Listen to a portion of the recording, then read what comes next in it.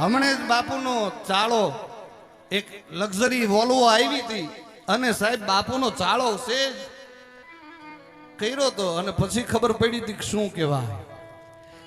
હું તો મહેપતસિંહ બાપુને તો આપણે 1000 વાર ધન્યવાદ આપીએ, પણ સાહેબ કરોડો વાર ધન્યવાદ અને સલામો મને કરવાનું મન મહેપતસિંહ બાપુના જનેતાને કરવાનું મન થાય, 1 કરોડ વાર સલામ કરવાનું મન થાય સાહેબ કે આવા દીકરાને જન્મ આપ્યો. જનની જણ તો ભગત જણ, કાં દાતા ને કાં સૂર, નહીતર રેજે વાંજણી તારું મત ગુમાવીશ નું.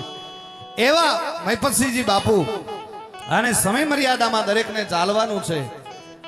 ત્યારે આ અડીખમ સમાજ સાહેબ હરિયલ કરે ન હોય અને ફળિયામાં કુંજર ફરે એને વયની વાટું નોય કેહર બચાને કાગડા સાહેબ જ્યાં થતા હોય ન્યા થાય. અને એવો મરદ સમાજ જ્યારે મારી સમક્ષ બેઠો હોય, દૂધ હોય એ સફેદ હોય.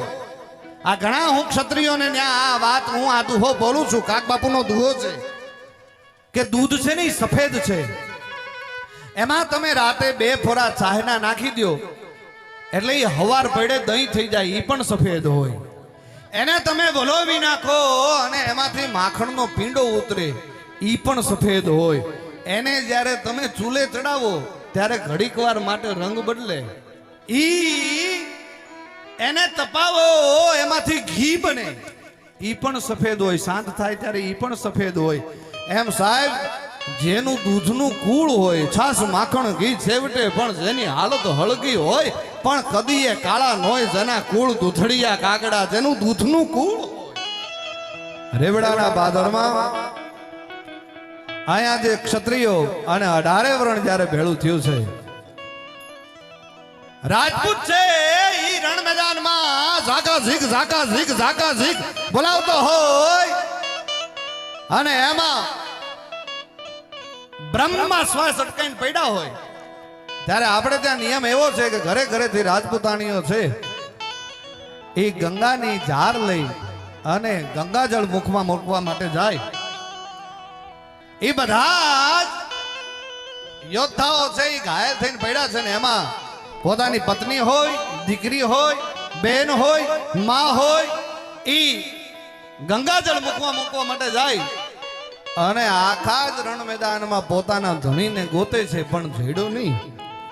એમ થયું કે આ પાકું પાર્પના પગલા ભરીને ભાગી ગયો છે, જડ્યો નહીં.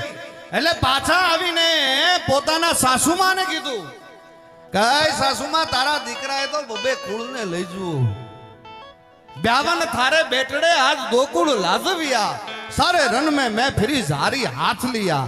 આખા રણ મેદાનમાં મેં ગોતો પણ તારો દીકરો ક્યાંય દેખાણો નહીં. હા પિંડભાઈ, તારો દીકરો ક્યાંય દેખાણો નહીં. પાકુઈ પાર્ટના પગલા ભરીને ભાગી ગયો. અને ત્યારે આ દેશની ક્ષત્રિયાણી બોલી છે કે ધીરા રહ્યો બેટા, વહુવર મારો બેટડો અને તો સગુળી રો કાંસ.